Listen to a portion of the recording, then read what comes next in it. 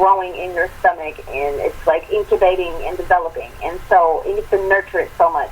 Flat Out is like about to be in kindergarten, so it's like on his, it's a big kid and it's doing its thing, and it doesn't even need me anymore actually. But my vending machine company is my baby, and I really am working hard to just like birth it to the way that I want to. It's in the works, and hopefully this year, first quarter of next year, I'll have everything going. I got accepted into an accelerator program in Ohio, so I'll be doing that. Okay. And building up some new people on my team. So it is, and the website is solutionsvending.com. So that's my baby. I definitely love Flat Out for sure. But when I think about like what am I really working to birth, it's that. Nice. And now that probably caught some people off guard, because they're seeing, Flat Out of Hills, they're seeing the success that you're having with it. They're probably like, yeah, that has to be her baby, that has to be her favorite. But you just busting bubbles, and it's real. So I want to ask you this question.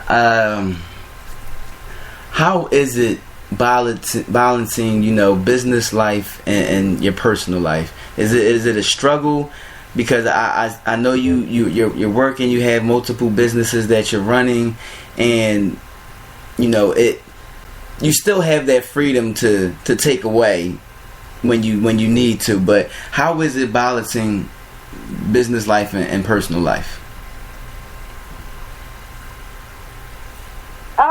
It's not. I don't have any. For me, like, it's not challenging for me. Everything kind of blends in together. So I would say there's no true balance whether there's the scale business on one side and personal on another side, because they're very much so intertwined, where there's no exact balance. But I do get my personal time. I do have an identity in a life separate from business. That's why I literally have 3 businesses, and I'm not defined by any of them.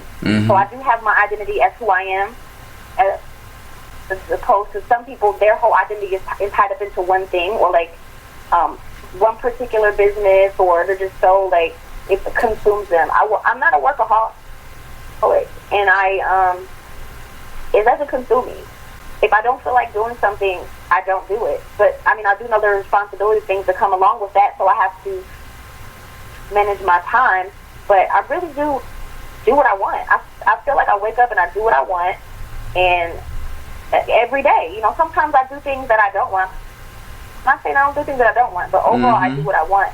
And if I don't want to do it, it's necessary to get to a goal of that I do want, so it's not a problem. Because at the end of the day, I know like what I'm working for and what I want for my life overall. So there's no true balance, but like I definitely make time for me. I put me first above everything. I put me first above everything and everybody. Because if I'm not good, nothing else is going to be good. Even as me being a parent, I don't put my daughter first before me. Because if something's wrong with me and I put her first, I can't take care of her. I don't put my business before I put me. Because if I'm not right, the business is not going to be taken care of. So I have to be good. Yep. Then when I'm good, everybody's good. That's right. Now, I wanted to ask you this question. A lot of people in the entrepreneurial world, in the business world, they have their philosophy of jack of all trades, master of none. How do you feel about that philosophy, that statement, those words? I mean, you do multiple things and you're great at it. So how do you feel about that jack of all trades, master of none philosophy? What they say is, the quote is, a fool is a jack of all trades and a master of nothing. And I agree with that. Because if you are good at a whole bunch of things, you're not great at anything, you're never going to be the best. I'm good at a lot of things. I'm great at a handful of things, because it takes 10,000 hours to be great at something. That's right. And so in the time of my life, since I've had some years to put in on this, I've spent 10,000 hours on several things that I've become great at, that are great skills. But if you're only good at something and somebody else is great, who's going to get the job over you? Who's going to get the contract over you? Who's going to get the business over you if you're good and they're great? Mm-hmm. So I really believe in focusing. So it's okay to be good at several things, but even with my business, I'm good at every part of my business. I'm good at. I can operate it. I can do it. I can do customer service. I can design shoes. I can do social media. I can do fulfillment. But there's experts that do those things because they're great at it. Mm-hmm. So it's so important to put people in position that are great, and you focus on what you're going to be great at, and you can just be good at enough to communicate with the people that are great, if you understand what I'm saying. Oh yeah, so definitely. I think that I don't think that a jack of all trades is a good thing. I mean, because you're going to be hustling and working your whole life. If you're great at something, you can build up something and then retire and be done because you're so good at it. You're so great at it. Yes. So, I mean, that's all this real. I tell people this all the time. A fool is a jack of all trades and a master of nothing. Yes. Master something. Master one thing and be the very best at that.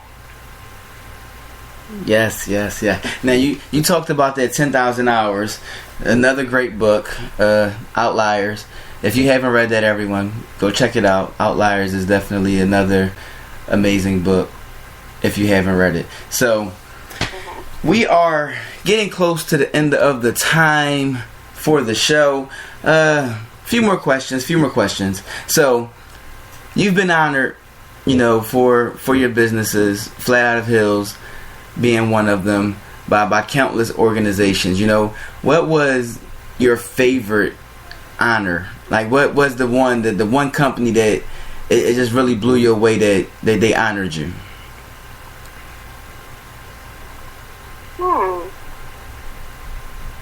I think so.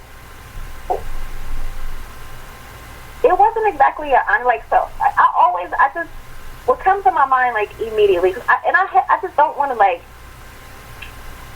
everything that I have ever received was, so, I'm so grateful and I appreciate it so much. Mm-hmm.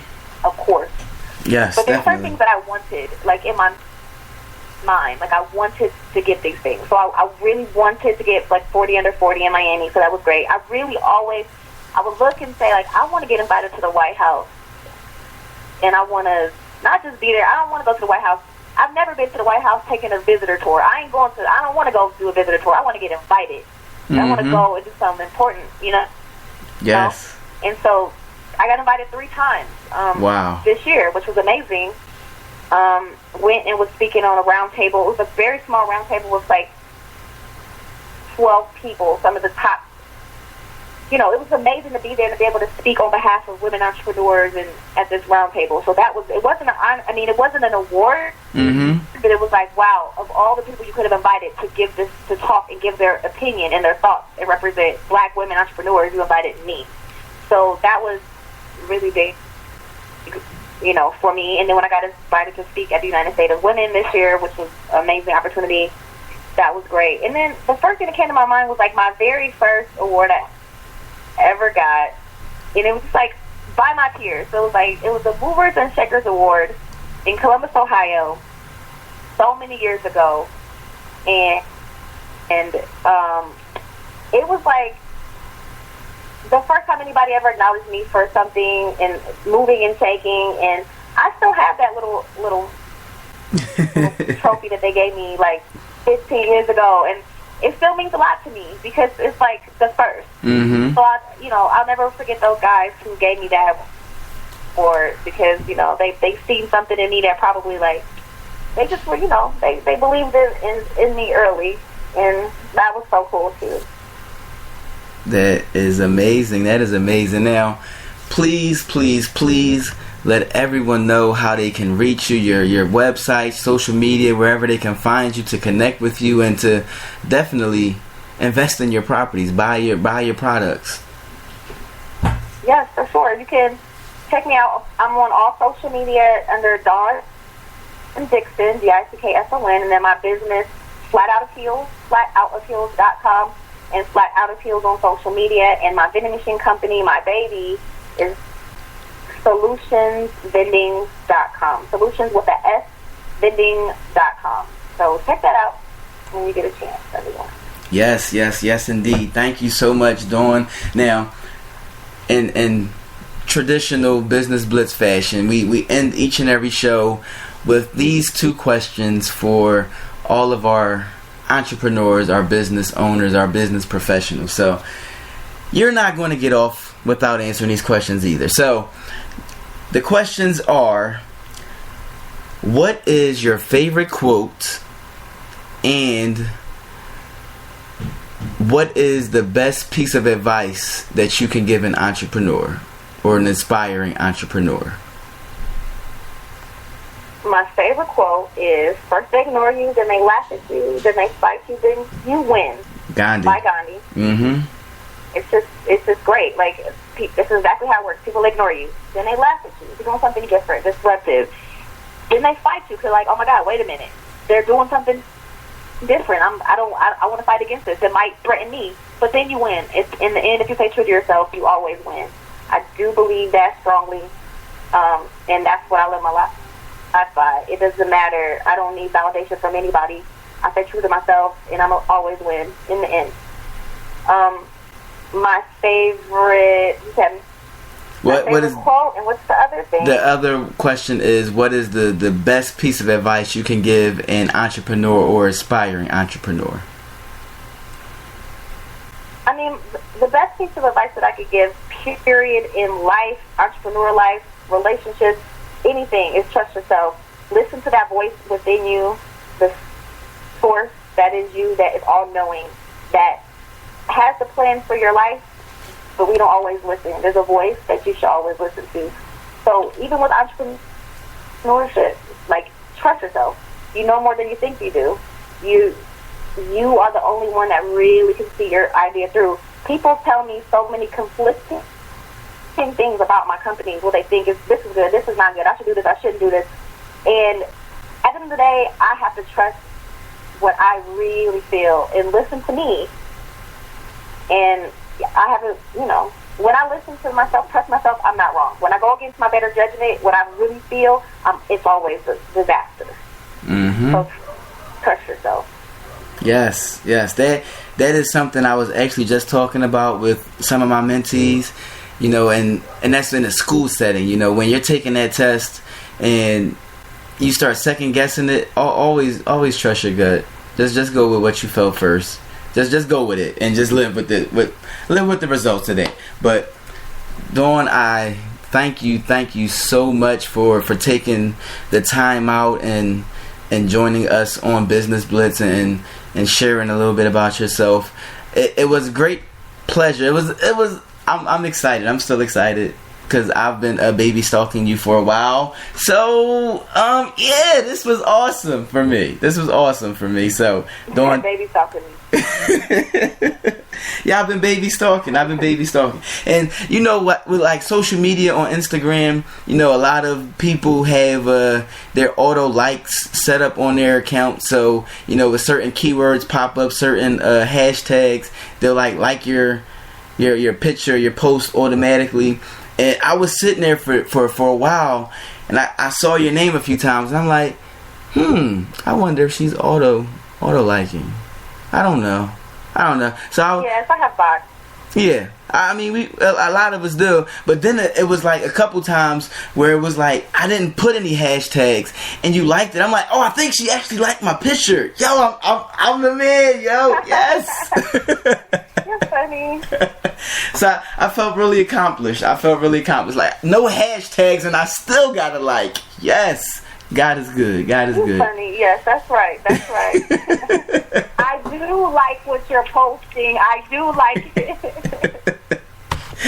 Dawn, I thank you so much. I definitely had fun. And yes, I will be reading the book, The 4 Agreements. And I will be getting back to you about it. Definitely. Okay, great. Thank you. And I look forward to hearing from you about what you think about the book and hearing from any of your